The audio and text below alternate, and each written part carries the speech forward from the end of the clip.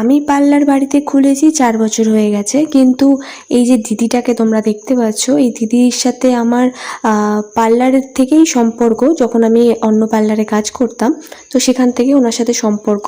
তো ইনি হলো আমার সবথেকে পুরনো কাস্টমার।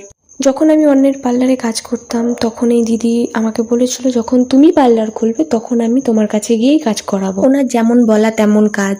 উনি আমার কাছে 4 বছর ধরে আসছে। 4 বছরই উনি আমার কাছ থেকে স্মুথনিং করিয়েছিল।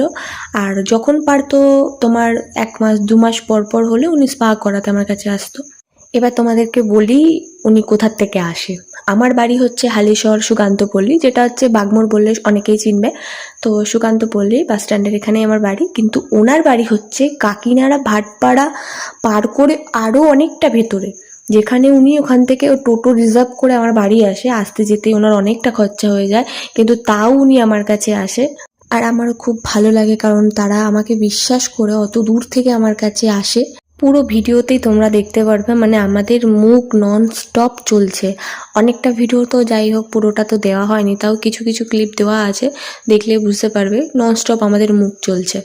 এরকম আরও অনেক 2-3টে কাস্টমার আছে, কাস্টমার বলবো না, নিজেদের লোকের মতনই হয়ে গেছে এখন, যারা কিনা আমার 4 বছর পার্লার হচ্ছে ঠিকই, কিন্তু তার আগের থেকে যখন আমি পার্লার কিছু খুলিনি, আমার বাড়িতে এসেও পর্যন্ত সার্ভিস নিয়েছে।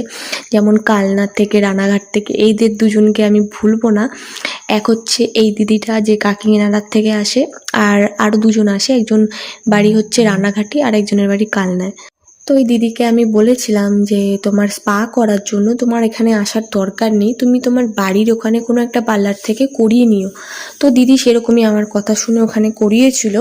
তো সেদিকে ওনার খুব একটা ভালো লাগেনি, উনি এসে আমাকে বলছিল, তো তার জন্য উনি সেই গাড়ি ভাড়া দিয়ে উনি এখানে এসছে।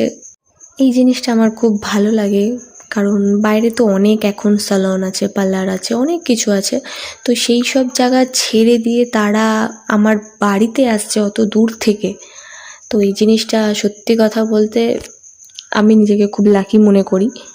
তো দেখো, এদিকে তোমাদের সাথে কথা বলতে বলতে আমার স্পাও কমপ্লিট হয়ে গেছে।